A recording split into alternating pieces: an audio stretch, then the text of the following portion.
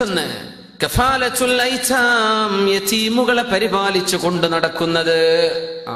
ചാനലുകാരൻ കേൾക്കേണ്ടത് ഇതാണ്, പത്രക്കാരൻ കേൾക്കേണ്ടത് ഇതാണ്. കഫാലത്തുൽ ഐതാം, യതീം കുട്ടികൾക്ക് സംരക്ഷണം കൊടുക്കുക ഭയങ്കര കൂലിയുള്ള വിഷയമാണ് ഇസ്ലാമിൽ. മുസ്ലിമീങ്ങൾ ചെയ്യുന്ന പോലെയുള്ള ഇങ്ങനെ ഒരു സൽക്കർമ്മം ഒരു വരുമാനവും ഗവൺമെന്റിൻ്റെതോ ഇന്റർനാഷണൽ കമ്മിറ്റികളിൽ നിന്നോ ഒന്നും കിട്ടാതെ ലോക്കലായിട്ട് ആ നാട്ടിലുള്ളവർ എടുത്തിട്ട് ഇങ്ങനെ ദാനം ചെയ്യുന്നൊരു ശീലം മുസ്ലിമീങ്ങൾക്കല്ലാതെ മറ്റാർക്കില്ല. ഇത് ഭയങ്കര അത്ഭുതമാണ്. നമ്മൾ പിരിവിന് കൊടുക്കണ പോലെ ഏതെങ്കിലും ജാതിക്കാർ കൊടുക്കാറുണ്ടോ?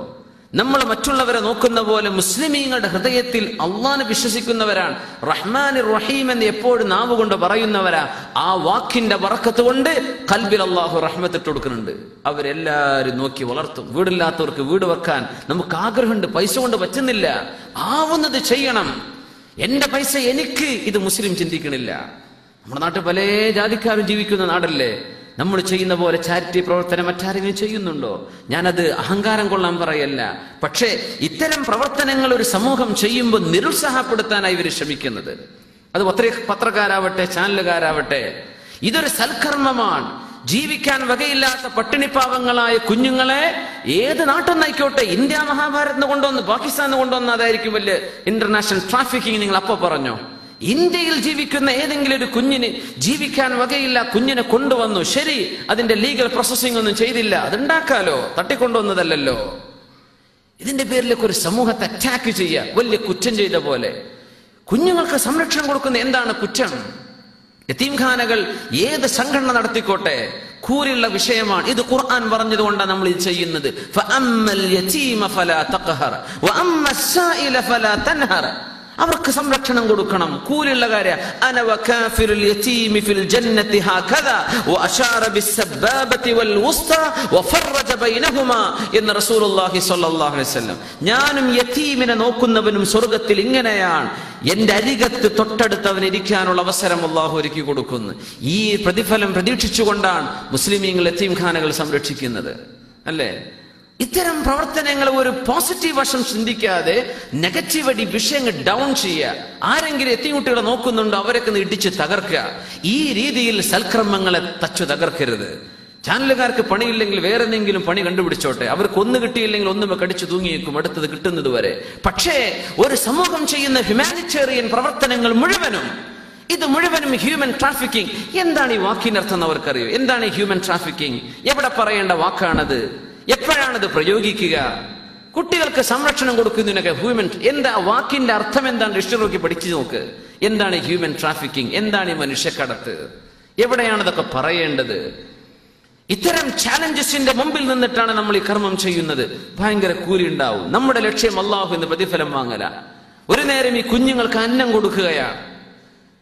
ഇങ്ങനെയൊക്കെ വിഷയങ്ങളെ വളച്ചൊടിക്കുന്ന ചാനലുകാർ ഒന്ന് ബംഗാളിൽ പോയിട്ട് നോക്കട്ടെ, ഒന്ന് യു പിയിലോ ബീഹാറിലോ പോയിട്ട് ഒന്ന് വീഡിയോ എടുത്തിട്ട് വരട്ടെ. കുഞ്ഞുങ്ങൾ ജീവിക്കുന്ന കോലെങ്ങനെയാണ്, എന്താണ് അവരുടെ ജീവിത ചുറ്റുപാടുകൾ, അവർക്ക് കിട്ടിയത് നഷ്ടമോ ലാഭമോ?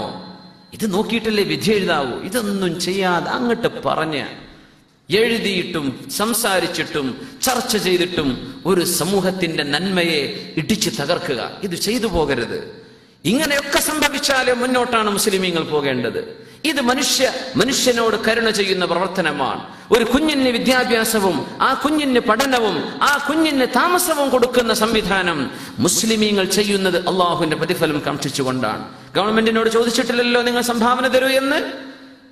അമേരിക്കക്കാരനോടോ മറ്റു രാജ്യക്കാരോടോ നമ്മൾ ചോദിച്ചില്ലല്ലോ നിങ്ങൾ സംഭാവന തരൂ എന്ന്. ഇല്ല, നമ്മുടെ നാട്ടുകാരായ മുസ്ലിമീങ്ങൾ, സജ്ജനങ്ങൾ അവരുടെ സമ്പത്ത് നിന്നായി എടുത്തു കൊടുക്കുന്നത്. അതിനൊക്കെ ഇങ്ങനെ പഴിചാരി സംസാരിക്കേണ്ടതുണ്ടോ? ഞാൻ അത്ഭുതപ്പെട്ടു പോവുകയാണ്. എവിടെ പോയി നമ്മുടെ സമൂഹത്തിന്റെ ചിന്താരീതികൾ? എന്തൊക്കെയാണ് ഇതൊക്കെ?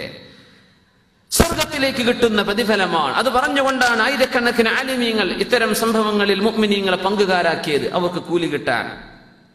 കഫാലത്തുൽ യതീം, യതീമിനെ നോക്കുന്നത് ഏറ്റവും കൂലിയുള്ള വിഷയമാണ്. ഖൈറു ബുയൂത്തിൽ മുസ്ലിമീൻ, മുസ്ലിമീങ്ങളുടെ വീടുകളിൽ ഏറ്റവും ഖൈറായത് ബൈതുൻ ഫീഹി യതീമുൻ യുഹ്സനു ഇലൈഹി, ഒരു യതീമിനോട് നന്മ ചെയ്യപ്പെടുന്ന ഭവനം, നന്മ ചെയ്യപ്പെടുന്ന വീട്, വീടുകളായ വീടുകളിൽ വെച്ച് ഏറ്റവും നല്ല വീടാണെന്ന് റസൂലുള്ളാഹി സ്വല്ലല്ലാഹു അലൈഹി വസല്ലം. വശർറു ബുയൂത്തിൽ മുസ്ലിമീൻ, മുസ്ലിമീങ്ങൾ ഉണ്ടാക്കുന്ന വീടുകളിൽ ഏറ്റവും മോശപ്പെട്ടത് ബൈത്തുൻ ഫീഹി യതീമുൻ യുസാഉ ഇലൈഹി, ഒരു യതീമിനോട് മോശമായി പെരുമാറപ്പെടുന്ന വീടാണെന്നും അഷ്റഫുൽ ഖൽഖ് റസൂലുള്ളാഹി സ്വല്ലല്ലാഹു അലൈഹി വസല്ലം. അപ്പോൾ കഫാലത്തുൽ യതീം സ്വർഗ്ഗപ്രവേശനത്തിന് കാരണമാണ് മുഅ്മിനീങ്ങളെ. ഇതൊന്നും പേടിച്ചിട്ട് നിങ്ങൾ ചെയ്യാതിരിക്കരുതേ. നന്മകൾ മുന്നോട്ട് പോവുക. ഇതിനൊന്നും പ്രോത്സാഹനം കിട്ടിയില്ലെങ്കിലും നമ്മുടെ പ്രോത്സാഹനം അല്ലാഹുവും അവന്റെ റസൂലുമാണ് സ്വല്ലല്ലാഹു അലൈഹി വസല്ലം.